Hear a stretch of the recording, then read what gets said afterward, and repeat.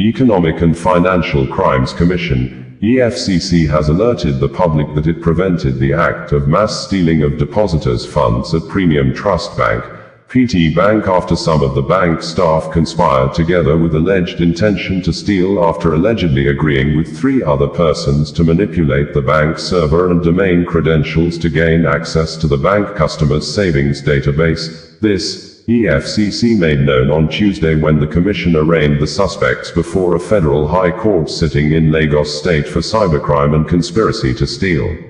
Details of the report and the handing over of 753 units of houses recovered by the Commission at Plot 109 Cadastral Zone CO9, Lokogoma District, Abuja, suspected to be assets belonging to the embattled former Central Bank of Nigeria, CBN Governor, Godwin Mfield, to the Ministry of Housing and Urban Development as presented by the Public Relations Department of the Economic and Financial Crimes Commission, EFCC reads below.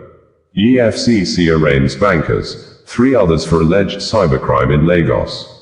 The Lagos Zonal Directorate 1 of the Economic and Financial Crimes Commission, EFCC, Awolowo, on Tuesday, May 20, 2025, arraigned the duo of Kehinde Odeyemi and Matthew Adeniyi Damilola, who are both employees of Premium Trust Bank, before Justice Alexander Owoai of the Federal High Court sitting in Ikoyi, Lagos. They were arraigned alongside Samson Lachandakap, Balaji Omatosho Yinka and Sunday Badeniyi Okanola on a 7-count charge bordering on conspiracy to steal.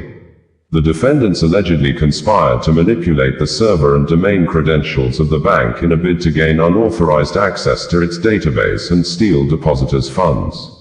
The planned fraudulent activity was, however, averted by the Commission. One of the counts reads, that you, Kehinde Odeyemi, Samson Lachandakap, Balaji Omatosho Yinka, Sunday Badeniyi Okanola, and Matthew Adeniyi Damilola, along with individuals identified as Humble, at large, Waziu, at large, Isa Ismaila, at large, and another referred to as Victor Joshua Almona aka Oracle, at large, conspired unlawfully between April and May 2025 in Lagos, within the jurisdiction of this honorable court, to manipulate the access code. This included the bank's server IP and domain credentials of Premium Trust Bank Limited in a bid to gain unauthorized access to the entire database of Premium Trust Bank Limited for the purpose of committing an offense, to wit, stealing from the bank's funds, and you thereby committed an offense contrary to Section 27 and 28, 1b, of the Cybercrimes, Prohibition, Prevention, etc. Act 2015, as amended, 2024, which is punishable under Section 28(2) of the same Act. They pleaded not guilty to the charges when they were read to them. In view of their pleas, prosecution counsel, Zinat B. Atiku, prayed for a trial date and the defendant's remand in a correctional center. Counsel to the first defendant, Adeleke Adepoju, urged the court to admit his client to bail in the most liberal terms. He stated that he didn't have enough time to make a formal application. Other counsel also sought to make oral applications for their clients. Justice Owoai, however, refused the applications and ordered the counsel to make formal bail applications before the court. The judge ordered the first defendant to be remanded at the Kirikiri Correctional Center.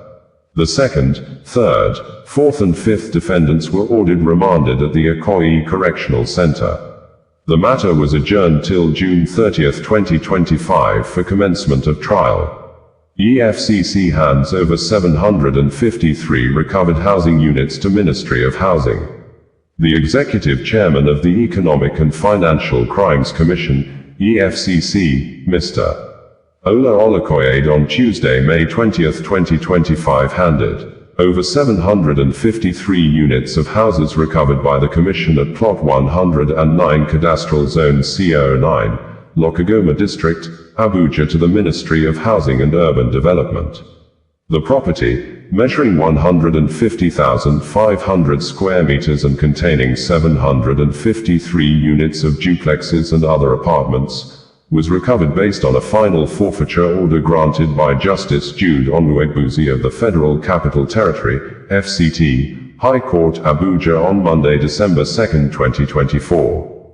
While handing over the property, Olukoyede reiterated the commitment of the EFCC to accountable asset recovery and disposal modalities, pointing out that such gestures are meant to demonstrate to Nigerians that whatever proceeds of crime that we have recovered in the course of our work, the application of that will be made transparent to Nigerians so that we will not allow looted assets to be looted again.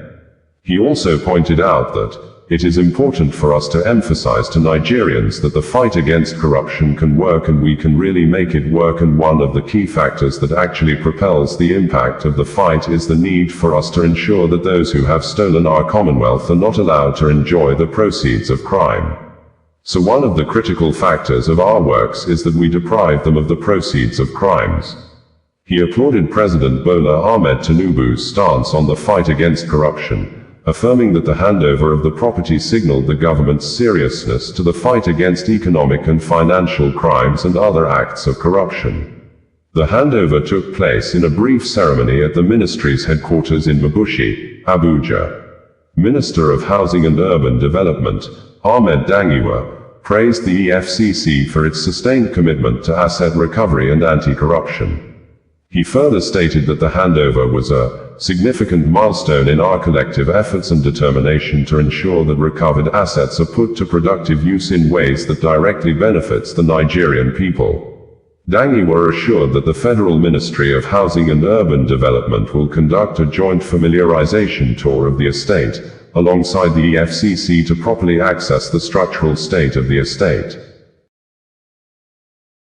Osazuwa Connect, bringing you the news in a more digital way.